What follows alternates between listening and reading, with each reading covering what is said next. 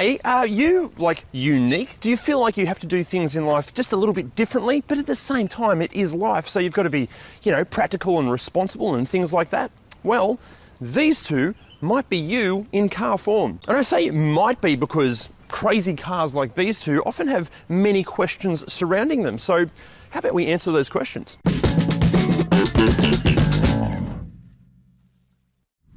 Okay, so first up, this is the Honda N-Box and that is the Suzuki Spacia. And these are both key cars. Now, if you don't know what a key car is, basically they're a tiny wee little car made for the Japanese domestic market. Now, you might be thinking, key car? Aren't they pronounced K-car? Well, yeah, you're 100% right. And weirdly, I normally call them K-cars. I don't know why on this particular day of filming this, maybe it was like a senior brain moment, I kept calling it a bloody key car. It's not, it's pronounced K-car. I'm so sorry, I'm just an idiot. Basically, because they're so small, in Japan the running and ownership costs are far less, and obviously they're amazing when it comes to negotiating cities and built up areas. But what are they like here in Australia? Like, what do they like to live with? How are they at driving on our roads? And also, what goes wrong with them? We're going to be answering all of these questions and more. Now, these are available here in Australia purely as a grey import, but like many wonderful Japanese cars, they can come in a wide range of different flavours. The second generation Spacia has been around since 2017. It is still a current model and was initially available in two styles, the Spacia and this, the Spacia Custom, with both being available in different trim specs. And then from 2018, a crossover variant called the Spacia Gear appeared, while in 2022, the commercial variant Spacia Base was released. The overall range was updated in 2021 as well, and loads of these on the Aussie market, they're going to feature some kind of level of personalisation or modification as well. And the same can be said for the N-Box, but with this thing, okay, the sheer amount of variations and models and submodels, honestly, it's bewildering. Firstly, the N-Box is part of Honda's N lineup of key cars. Also available are the N-Wagon, the N1 and the N-Van. But even with just the N-Box, these have received a couple of different updates as well. But we're not even sure if Honda themselves know how many variants of this they actually made. It is honestly crazy. You ready? You want to see how many? Hit pause to check this out.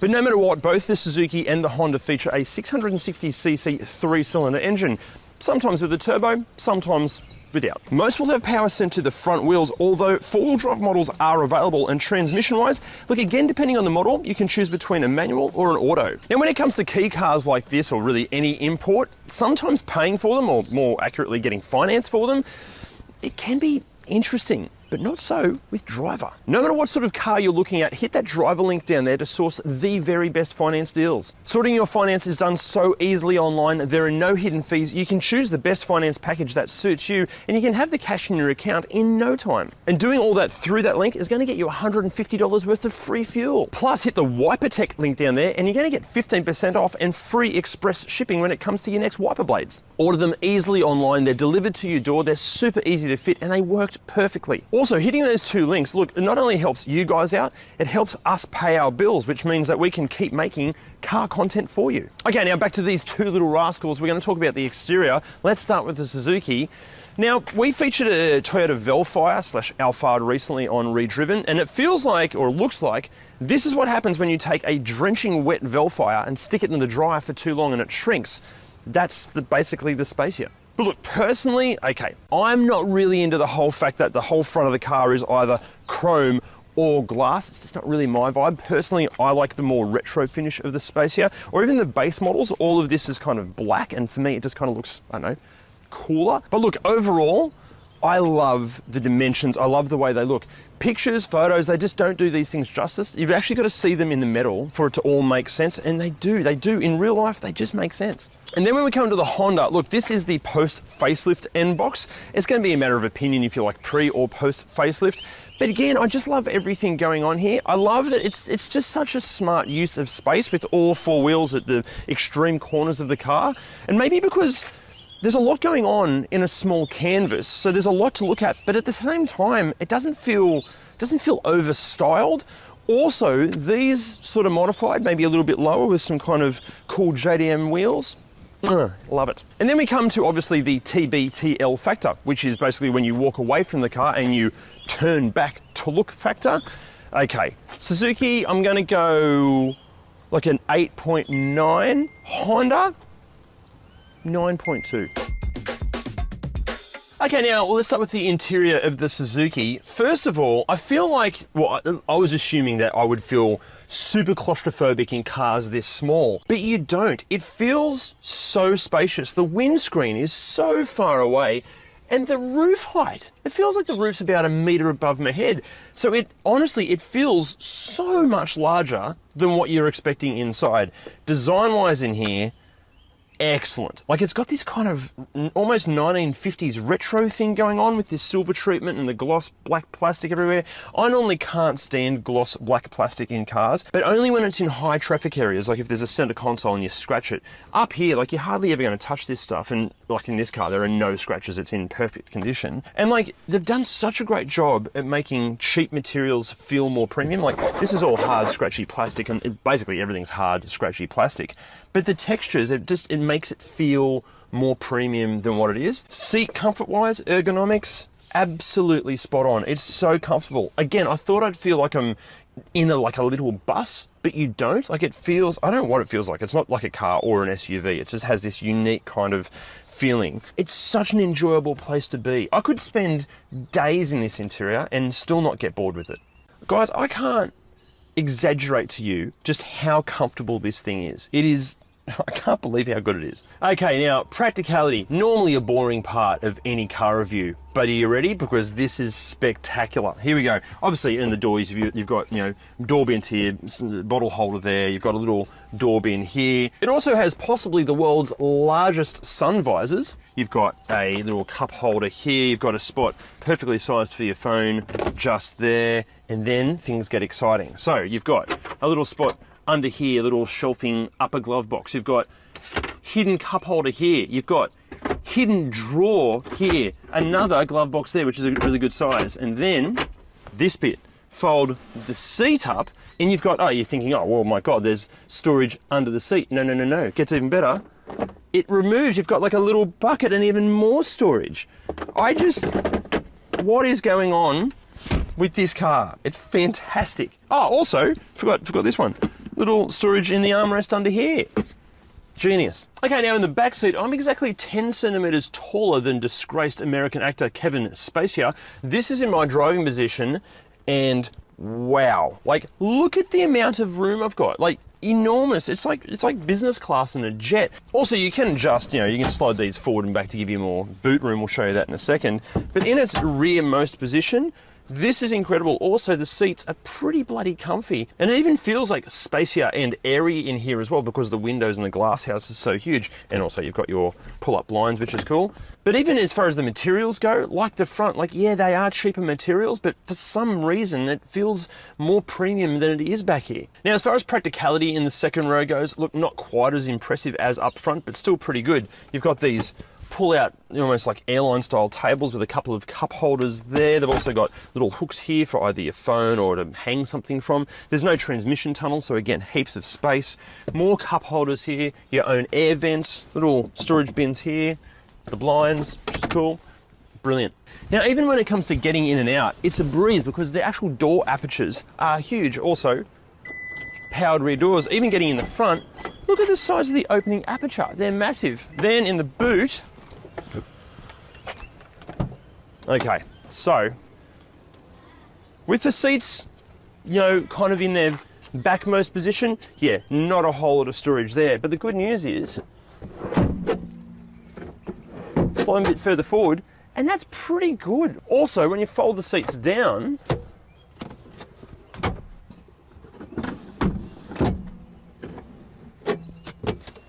you basically have a little van.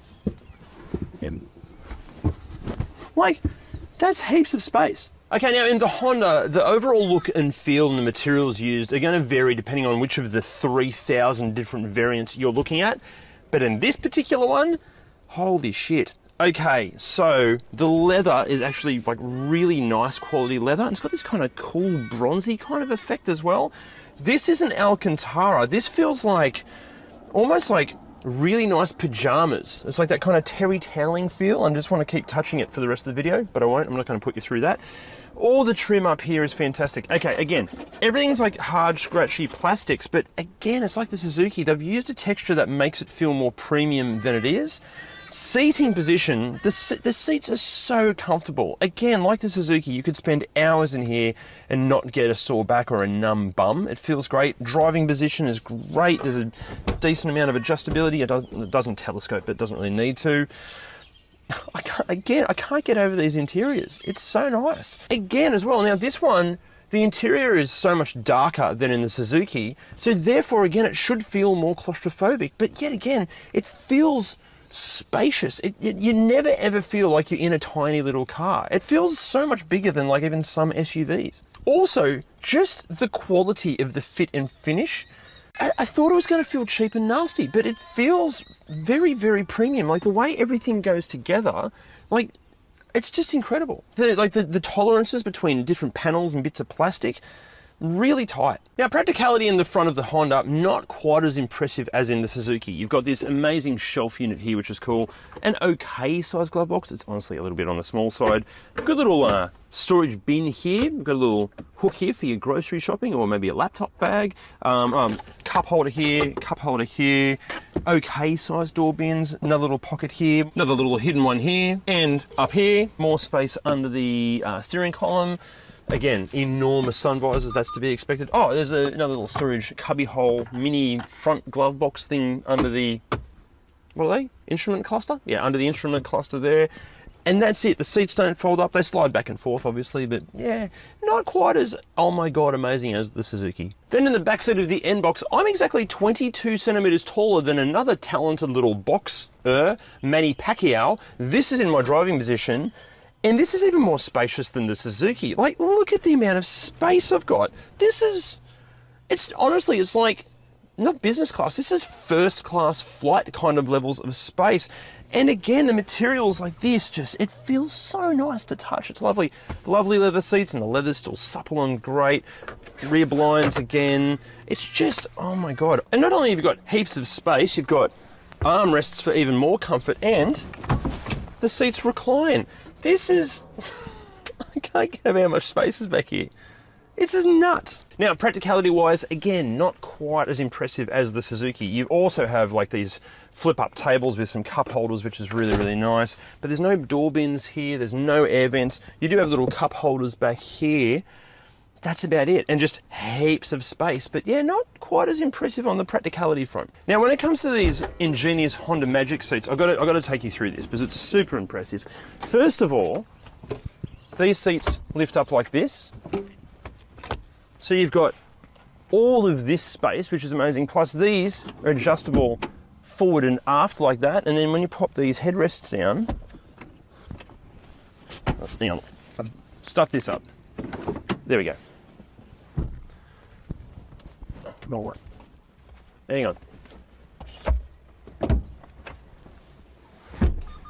The amount of space back here is crazy. I'll show you from the back. Look at this.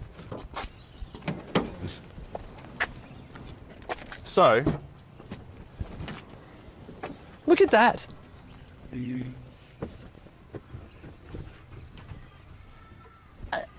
you believe this? Look at this. It's amazing. So much room. I can't get over it. I'm blown away. Blown away. Oh, we just had a thought as well. We should show you what it's like with the seats in place, and this is the amount of storage room you have. But again, like these, they slide forward. There we go.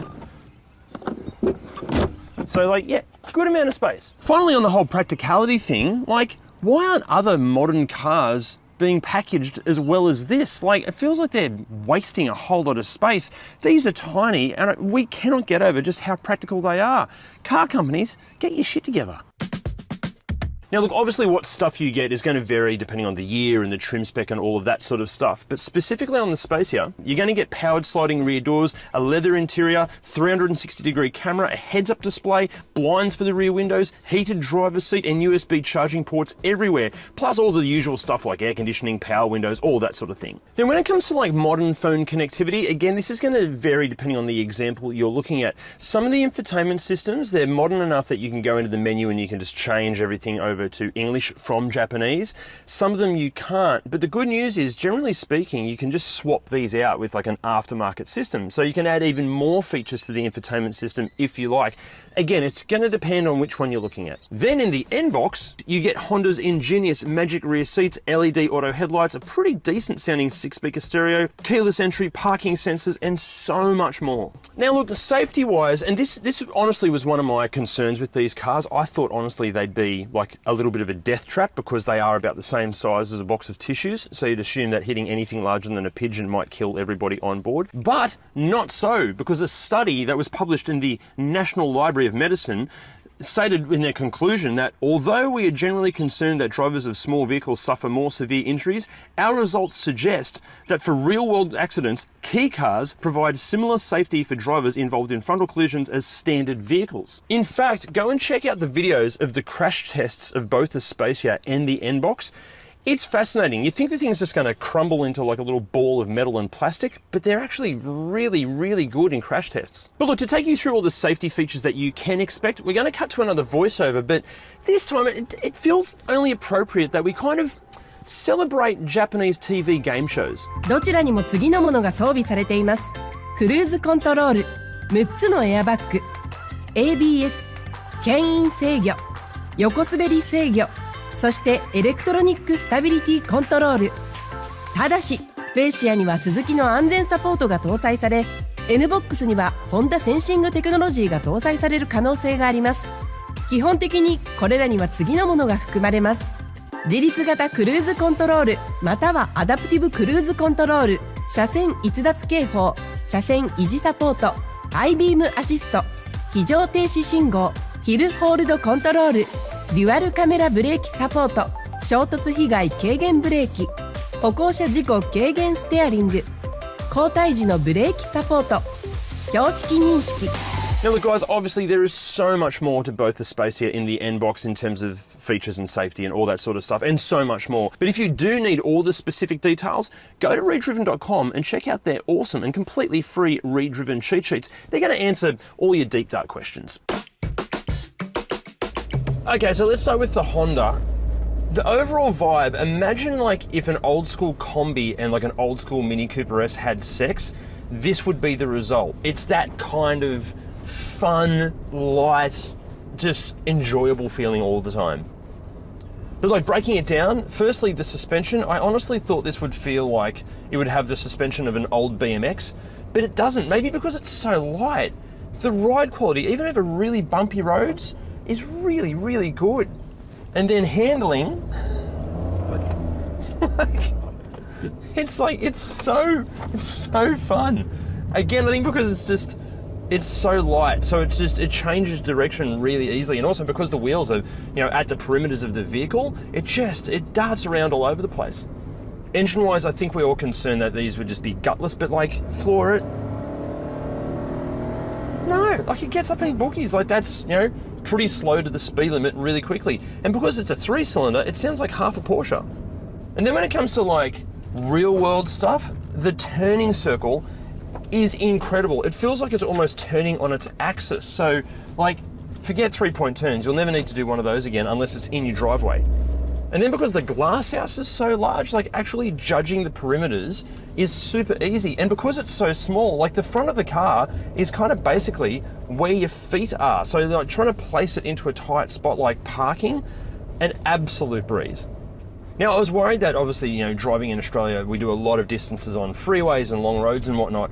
But this on the freeway, somehow it doesn't feel out of its depth. Like it's not, it's not my first point of call when it comes to like, driving to Queensland or Victoria or something, but it handles freeway speeds just fine. It's not revving its head off. It goes quite nicely. Overtaking at freeway speeds, that is maybe a little bit of a different story. It does kind of lack some balls to do that, but like it'll handle the occasional trip from like a Sydney to Newcastle easily. Although on freeway speeds, there is a bit of wind noise. It is basically a box on wheels and it's not really designed for 110k an hour. So it can get a little bit noisy in here as far as wind goes. And I would imagine if there are some like decent crosswinds, it'd kind of move it around all over the place. Luckily today, we haven't had any crosswinds. But besides the wind noise, there are no rattles, there are no squeaks. It feels such high quality in here. Like it feels so well bolted together, almost like it's chiseled from granite, so it doesn't ever feel cheap and nasty. One more thing on the engine, I'm genuinely surprised at how like peppy and enthusiastic this little power plant is. Again, because the car's so light, like it's genuinely, like it's fun to drive. It's not fast, but it doesn't need to be fast. It feels fast, but yeah, it's so enjoyable, guys. One thing when you do have some fun through corners, yeah, you are quite aware that it is a tall vehicle for its sheer size, so it does kind of, lean through the corners and pitch and roll and kind of move around. But that's all part of the fun, isn't it? Okay, now in the Suzuki, think less Combi and more Cooper S. This thing is noticeably quicker than the Honda. I think that is far more kind of going for more of a luxury feel. They both feel relatively refined, but this is like just fun. Pretty sure this is the turbocharged engine. It's the hybrid, so it's fuel efficient, but if it's the turbocharged one, that means you could potentially massage the ECU a little bit and get even more power out of it. And that I'm quite a fan of, but let's go through these corners here. Oh man, this is brilliant. What an awesome, it's great. It's so great. It does everything the Honda does, just with a bit more enthusiasm and just a bit more, a bigger dollop of fun. It's so great, so great. Now you can also in this one change gears yourself, which I don't know really why you'd bother in this. It's not exactly a hot hatch. You can to make you feel a bit more involved, but yeah, which one would you buy? I don't know. If you want a more refined experience, probably the Honda. If you want to have some fun and just laugh every single time you go for a drive, probably the Suzuki. Hang on, more corners, here we go. And this is the thing, that was done at 30 kilometers an hour, and that was hilarious at 30k an hour. That's what you want out of a car. And look, finally, when it comes to driving both of these cars, I think these two achieve something that so many other cars need to aspire to, and that's making everyone's lives out there more enjoyable. When you drive this around town and through built-up areas, everybody looks, but everybody smiles, and you get a few waves. These bring joy and happiness to everyone. That's an important thing.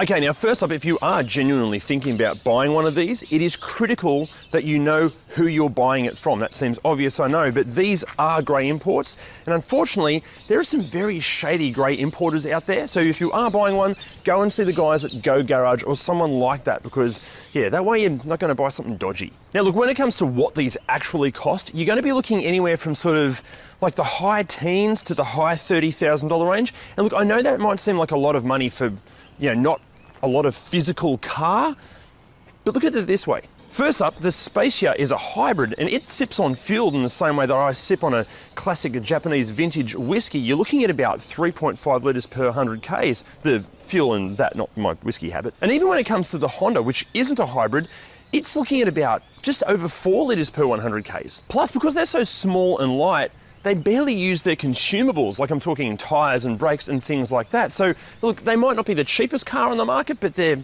hardly going to spend anything when it comes to running costs. However, If something were to go wrong, like for example, you need like a new body panel because someone runs into you, or maybe even mechanically something were to go wrong, because they don't share really many components with locally delivered Hondas and Suzukis, you can't just pop down to your local Honda and Suzuki dealership to get the part. You're going to have to get it in from Japan, and that can take time, and time can cost money. Although in saying that, like legit importers, they should be able to help you source those parts. But what parts may you need? Well, this next part should answer that. Okay, so what goes wrong with these guys? Let's start with the exterior. Honestly, not a whole lot. There are a couple of sporadic reports that the rear power doors on the Spacia can kind of play up, but apparently it sorts itself out. And also there are even rarer, even more sporadic reports of a few little electrical gremlins here and there. Not at all common at all. Yeah, basically, and also with Honda, yeah, nothing. We could find no reports of anything going wrong with the exterior. Now, as far as problems inside go, yeah, nothing. Honestly, nothing really. There were a few complaints from some owners about aftermarket infotainment systems being a bit crap. Maybe they just should have spent more money on a better quality aftermarket infotainment system. But common problems inside both the Spacia and the N-Box? None. But mechanically, what can go wrong with either of these two? Well, I definitely can't tell you because I'm not a mechanic. But Jim is. Just to put things into perspective here, these two cars are amongst the highest selling vehicles in Japan. It's a bit like in Australia where we have the Hilux and the Ranger, except the Honda and Suzuki are actually reliable. And because this segment in Japan is so competitive, these two manufacturers really do try hard to make them reliable. And because these two manufacturers literally built their reputation building small and very reliable motorbike engines, well, that has carried over into these vehicles too. And it shows because after a really, really deep dive, the amount of information out there in terms of what goes wrong, well, it's virtually zero. But of course, no car is perfect. Inevitably, something is going to go wrong. It might just be something minor like a water pump or an ignition coil, but sooner or later, something is going to go wrong. But if it's something more complex like a minor transmission component or a sensor that's, bespoke to that vehicle, it is going to be more difficult to find. It's going to take a deep dive on the internet and possibly even an interpreter. Look, typically all the ones we see in Australia have got extremely low mileage, and the fact that they are just a reliable little nugget and always have been, you're really unlikely to have any problems at all. Okay, so should you buy one of these, and like which one should you buy? We just need to talk about the concept of time for a second. Bear with me, this will make sense. Okay, so this is your lifetime with a car, and it's about this much of it that you get to do the really fun stuff. I'm talking about going to track days or going off-roading or going on holiday with the family. It's about that much of it. But with these two, they focus all of their attention on this bit here. We're talking about getting groceries, picking the kids up from school, trying to find a park, dealing with terrible traffic. They focus on this, and they absolutely nail this. Basically, they try to make your entire life, the majority of your life, really enjoyable all of the time, and they nail it. And that's why you should buy one. Doesn't matter which one, either. They're both brilliant. But we need to know, would you actually buy one? Like these key cars, they're still kind of relatively new to Australia, and we'd love to know, would you genuinely buy one, especially like a kind of people mover van thing like this? Let us know in the comments below. What would it take for you to buy a key car? Let us know. See you next time. The link is down there somewhere. Yeah, guys, it's got to be a legit. It might just be something minor like a coil pack or an ignition coil or something.